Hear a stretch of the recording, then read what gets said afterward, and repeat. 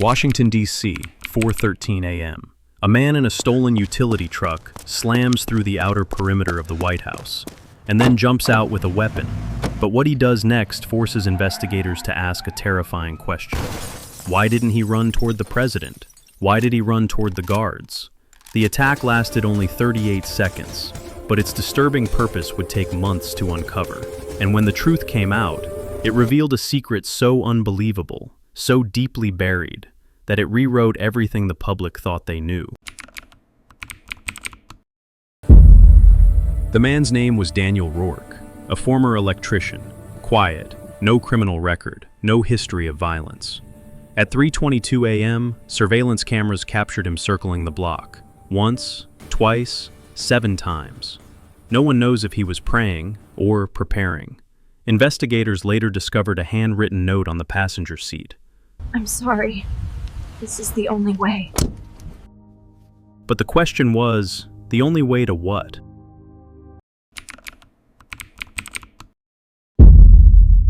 Hours after the attack, officers began piecing together his movements. Rourke had visited 3 locations the previous day: a secured power substation, a private storage unit, and a clinic known for experimental neurological research. Each location raised alarms, but none explained why he launched himself directly at armed guards, as if inviting them to shoot.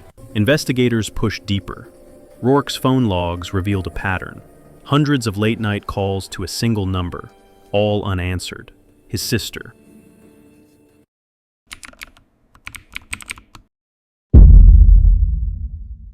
When agents reached out to her, she broke down before they even finished the question. For months, she said, Daniel believed he was being tracked. He claimed someone, or something, had implanted a device inside him. A device he believed could remotely trigger a mass casualty event. Doctors called it delusion. His sister called it fear. But Daniel had a different theory. He believed the device would activate automatically, unless he could reach the people who could shut it down. And in his mind, that meant the guards. The moment his truck crashed through the barrier, the guards formed a defensive perimeter, but Daniel didn't raise his weapon at them. He extended it backward, as if offering it. Body cam audio caught his final words. "It's inside me. Shoot it. Shoot it now, before it goes off." The guards hesitated. They weren't trained for this. Daniel lunged toward them. They fired. Seconds later, he collapsed on the pavement, still begging them to destroy something no one could see.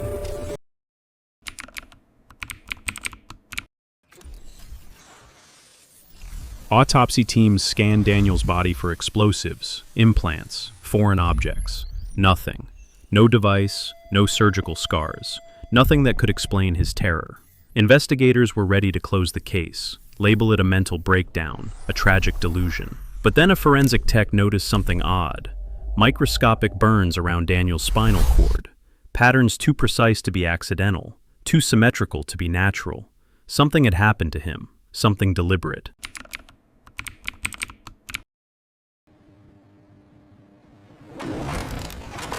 Three weeks later, a breakthrough, and a chilling one.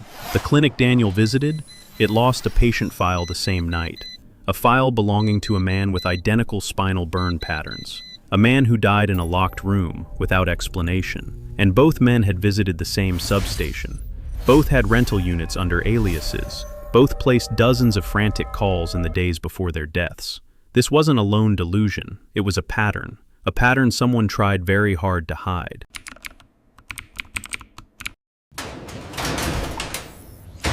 Buried inside Rourke's storage unit, agents found the truth. A disassembled prototype from an experimental military project, pulled from a contractor's trash site. A project focused on neural pain compliance. A device meant to force obedience, by stimulating fear centers in the brain. Daniel thought it was inside him. It wasn't. But someone had used it on him, and he wasn't the first.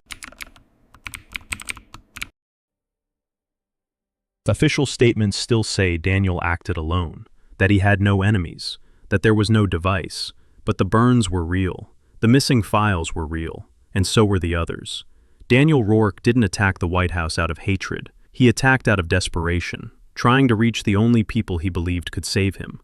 In the end, the question isn't why he tried to kill the guards, but why someone wanted him to believe he had no other choice, and if he wasn't the last.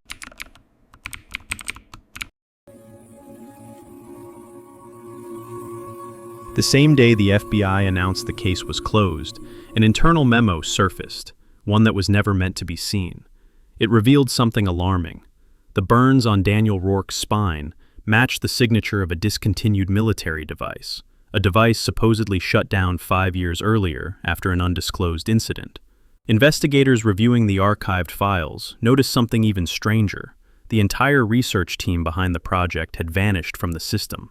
Some resigned overnight, some were abruptly terminated, and a few simply disappeared. All of them removed from official records exactly 1 day before the White House incident. Digging deeper, analysts found another chilling connection.